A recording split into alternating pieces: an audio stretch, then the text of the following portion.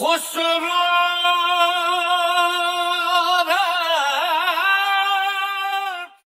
سہاگ کی سم جاگی پی کے سنگ تن مورا من بھی ہوتا تن مورا من بھی ہوتا سو دونوں ایک ہی رنگ رے میں تو ہے سو رنگ وہ محبوب الہی میں تو ہے سو رنگ۔ السلام علیکم ورحمۃ اللہ وبرکاتہ۔ بسم اللہ الرحمن الرحیم۔ 17 شوال کو حضرت امیر خسرو رحمۃ اللہ تعالیٰ علیہ کا عرس مبارک کا دن ہے۔ اس مناسبت سے آپ رحمۃ اللہ تعالیٰ علیہ کے بارے میں کچھ کہنے کی جسارت کرتا ہوں، لیکن اس سے پہلے ایک بات کی وضاحت آپ کے سامنے کر رہا ہوں کہ یہ جو جاورا ہے اس کا پورا نام گلشن آباد، اور گلشن آباد اسی لیے کہا جاتا ہے کیونکہ یہاں پر ہر سلسلے کے بزرگ کا گلشن آباد ہے، اور اس جاورا میں سلسلے نقشبندیہ کے عظیم الشان بزرگ حضرت خواجہ حافظ غلام حیدر شاہ صاحب المعروف میاں حضور رحمۃ اللہ تعالیٰ علیہ کا بھی مزار مبارک ہے۔ تو آپ رحمۃ اللہ تعالیٰ علیہ کو بھی سلسلے نظامیہ میں خلافت اور اجازت ہے، اور ہمارے شیخ الہ جمیل احمد صاحب نقشبندی رحمۃ اللہ علیہ کو بھی سلسلے نظامیہ میں خلافت اور اجازت ہے۔ تو یہ ایک ہمارے شیخ کی بھی مناسبت ہے، اور جو سلسلے نقشبندیہ مجددیہ میں مرید ہو جاتا ہے اسے صرف اور صرف نقشبندیت کا فیضان نہیں ملتا،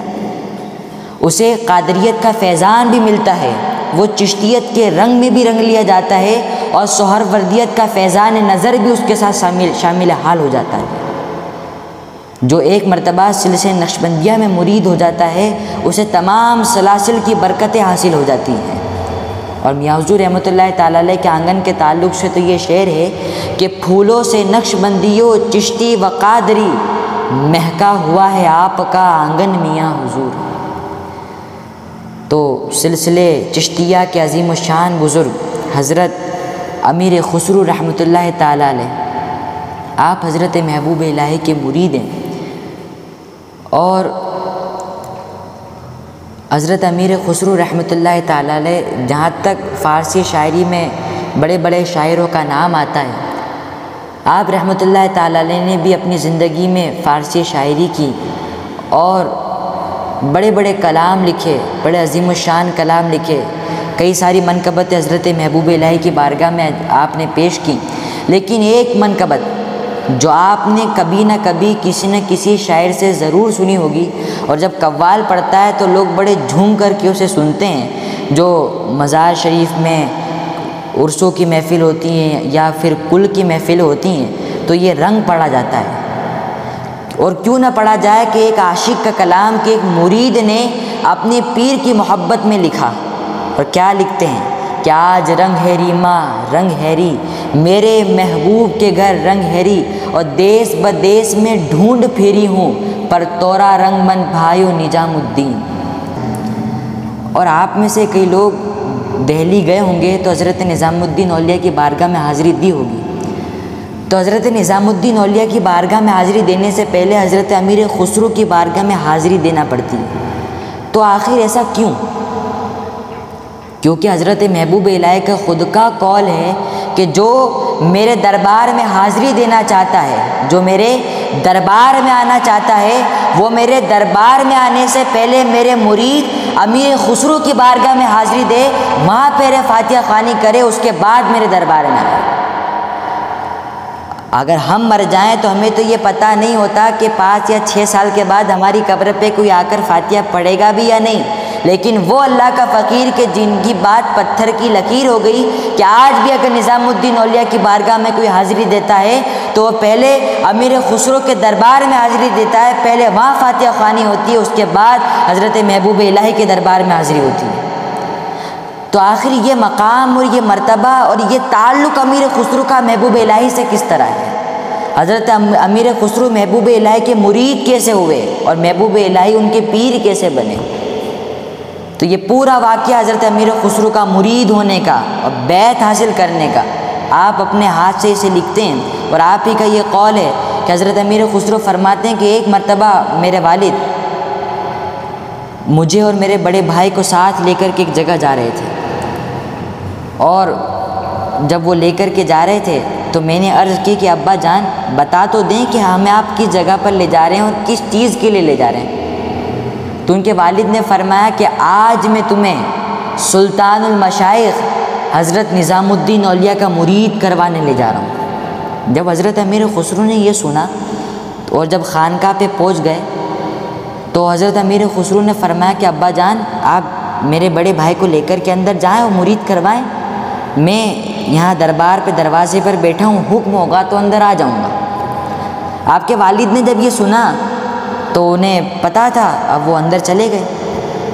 اب حضرت امیر خسرو بھی مرید نہیں ہوئے، ابھی خانقاہ میں بھی داخل نہیں ہوئے، ابھی تو دروازے پر بیٹھے ہیں، اور دل میں یہ خیال کیا کہ میں یہاں بیٹھے بیٹھے 2 شعر موضوع کروں، اور اگر جو ولی وہ جو ہیں وہ با کشف ہیں تو میری فیلنگز کو جانیں گے، میرے جذبات کو سمجھیں گے اور جواب دیں گے، اور جواب بھی شاعری کی زبان میں دیں گے۔ تو آپ نے وہاں خانقاہ پہ جو دروازہ تھا وہاں بیٹھے بیٹھے 2 شعر موضوع کیے، وہ فارسی اشعار تھے جن کا مفہوم کچھ اس طریقے سے کہ حضرت امیر خسرو فرماتے ہیں کہ آپ وہ بادشاہ ہو، دیکھیے ابھی مرید نہیں ہوئے، خانقاہ میں بھی نہیں گئے، ابھی دروازے پہ بیٹھ کے کلام لکھ رہے ہیں کہ آپ وہ بادشاہ ہو کہ اگر آپ کے دربار کے لنگر پہ کبوتر بیٹھے تو آپ اسے باز بنا دو۔ تو آج یہ فقیر آیا ہے، یا تو آپ اسے اندر بلا لیں یا جس راستے سے آیا ہے وہیں پر واپس بھیج دیں۔ اب بس یہ شعر موضوع کرے تھے آپ نے، اندر سے خادم آئے، حضرت محبوب الہی کا جو جواب تھا شعر کی زبان میں وہ جواب کہا کہ حضرت محبوب الہی نے بھی شاعری کی زبان میں جواب کہا، اور وہ شعر بھی فارسی میں تھا۔ اس کا مفہوم اس طریقے سے کہ محبوب الہی نے فرمایا اگر تو مرد حقیقت ہے تو آ جا اور ہمارا مرید ہو جا، لیکن اگر ناسمجھ یا نادان ہے تو پھر واپس لوٹ جا۔ حضرت امیر خسرو نے جب یہ جواب سنا تو مچل گئے، اور پھر جو خادم تھے ان کے ساتھ اندر گئے اور حضرت محبوب الہی کی قدم پکڑ لیے، اور پھر آپ ان کے مرید ہو گئے۔ تو یہ حضرت امیر خسرو کا واقعہ ہے مرید ہونے کا حضرت محبوب الہی سے، اور بڑی محبت اور بڑا عشق رکھتے تھے حضرت محبوب الہی سے امیر خسرو۔ لیکن یہ تو کامن سی بات ہے کہ ایک مرید کو اپنے پیر سے محبت ہوتی ہے۔ دیکھیں، ایک محبت ایک مرید کو اپنے پیر سے ہوتی ہے، لیکن ایک محبت پیر کو اپنے مرید سے ہوتی ہے۔ اور کیا محبت رکھتے تھے محبوب الہی کہ محبوب الہی کا قول ہے کہ اگر مجھے شریعت اجازت دیتی تو میں اور خسرو ایک ساتھ ایک قبر میں دفن ہوتے ہیں۔ یہ محبوب الہی کا فرمان ہے۔ اور کیا محبت تھی حضرت محبوب الہی کو امیر خسرو سے کہ کسی نے حضرت محبوب الہی سے عرض کی کہ محبوب الہی جو نظر آپ خسرو پہ رکھتے ہیں وہ نظر ہم پر بھی تو رکھیں، وہ فیضان، وہ شفقت، وہ نظر ہم پر بھی تو ڈالیں۔ تو محبوب الہی نے فرمایا میرے خسرو جیسی قابلیت تو لے کر کے آؤ۔ تو یہ حضرت محبوب الہی کی محبت ہے اور یہ عشق تھا حضرت امیر خسرو سے، اور حضرت امیر خسرو کو جو والہانہ اور عاشقانہ تعلق تھا محبوب الہی سے وہ ان کی پوری سوانح حیات میں دکھتا ہے اور نظر آتا ہے۔ تو آج ان کا عرس مبارک ہے۔ اللہ تبارک و تعالیٰ سے دعا ہے کہ اللہ تبارک و تعالیٰ ان کی محبت کے صدقے و طفیل ہمیں بھی اپنے شیخ سے سچی پکی محبت عطا فرمائے، اور ان کے فیضان نظر سے ہمیں بھی مالا مال عطا فرمائے۔